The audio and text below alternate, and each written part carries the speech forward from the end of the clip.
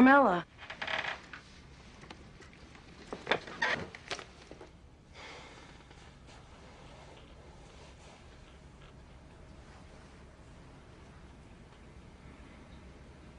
You sounded tense on the phone. Yeah, I just wanted to make sure it was okay if I came alone. I mean, because Tony couldn't make it.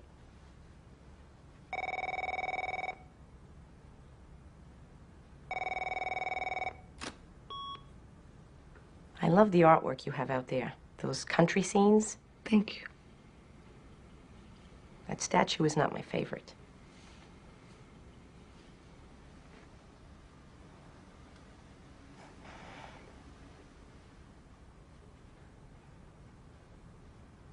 Oh, come on.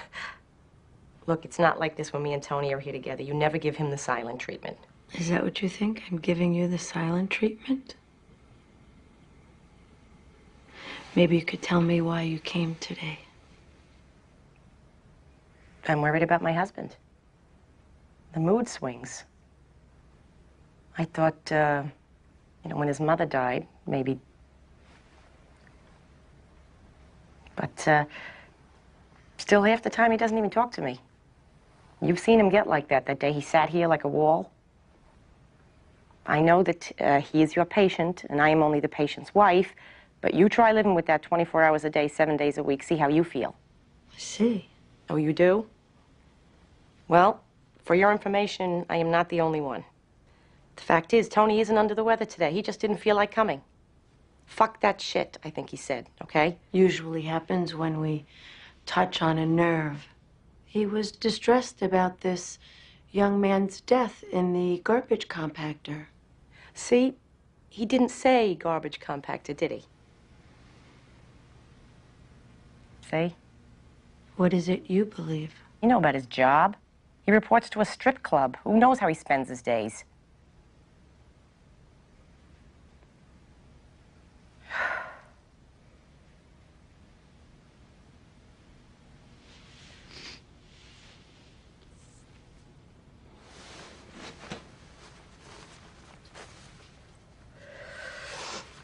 I'm sorry, I'm just frustrated, that's all. Tony has been out of sorts for so long, and there is nothing I can do to help him. I think coming to therapy with him has stirred up a lot of feelings in you that you would like to address with somebody. Oh, please. I am just a little emotional today. I would like to help you. But as you've pointed out, your husband is my patient. I am not the one who needs mental help. I just needed to vent. In case you change your mind, here's a number of a colleague in Livingston.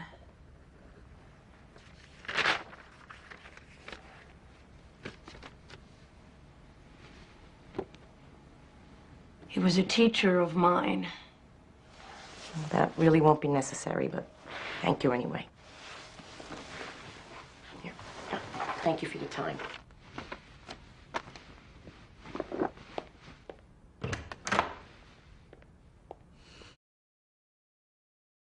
So he's sitting there and he asks me, if there's no God, why was I born? He tells me he's got no purpose. And how'd you answer him? I told him it costs about 150 grand to bring him up so far, so if he's got no purpose, I want a fucking refund. Are you angry with Anthony Jr. about the car? They can't put shit back on a donkey. Boys will be boys. It's this other crap. I mean, that's not normal. Adolescent angst is very normal. You never went through it? Oh, you think my mother and father are gonna stand for that shit? How is your mother? She's dead to me.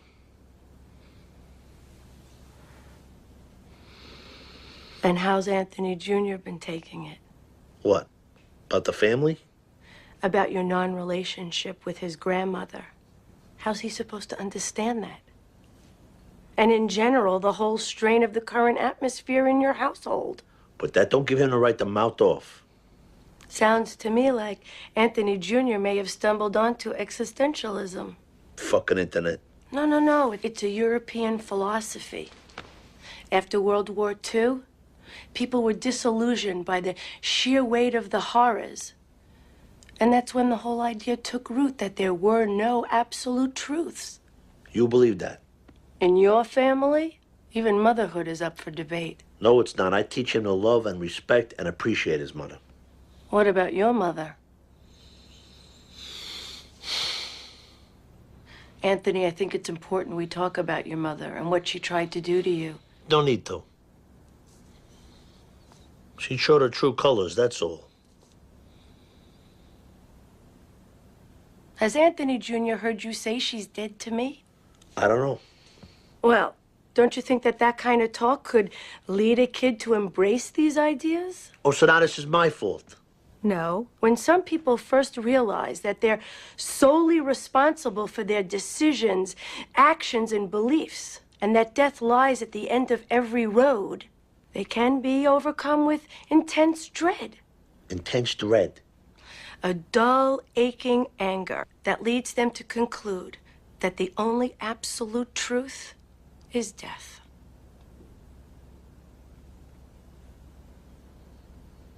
I think the kid's onto something.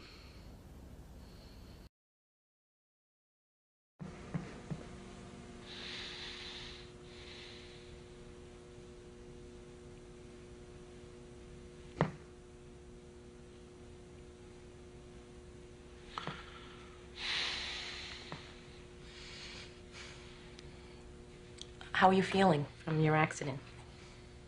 Fine. Thank you.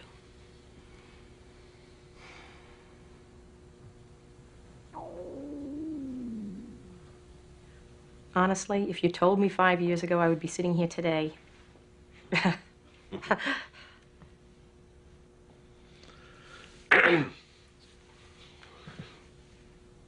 Anthony's attacks, how do they make you feel?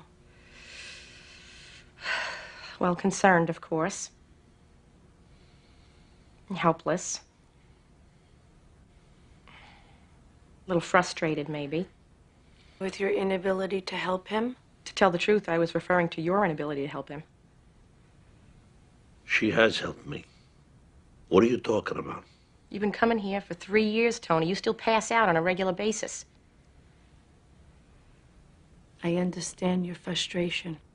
Did Anthony share with you any of our insights about his last panic attack? I told you, remember? The gabagool and my mother when I was a little kid. Right, yes. Do you think that there's anything in the present family dynamic that could serve as a trigger? Something in your dialoguing, perhaps? Excuse me? I don't really know you that well. We're trying to get to root causes. Like maybe you do things, that have some effect on me. Oh, really? What? People affect each other in life. Oh, I get it. Is this how it works? You can't get any answers out of him, so you start looking for someone else to point the finger at? She's not saying anything. Why are you getting so defensive? You know what, Tony? Maybe you should explore your own behavior. Maybe you pass out because you're guilty over something. Maybe the fact that you stick your dick into anything with a pulse. You ever thought of exploring that as a root cause? Very nice. That's very nice. Mm-hmm. I told you months ago I broke it off with that Russian person, right? It's incredible. It's like people who smoke their whole lives and then they sue the cigarette companies when they get cancer. You agreed to come here. Ah, forget it. This is fucking ridiculous. Right, just sit there. Silence, anger, and then you pass out and you blame the rest of the fucking world. Yeah, I love you too.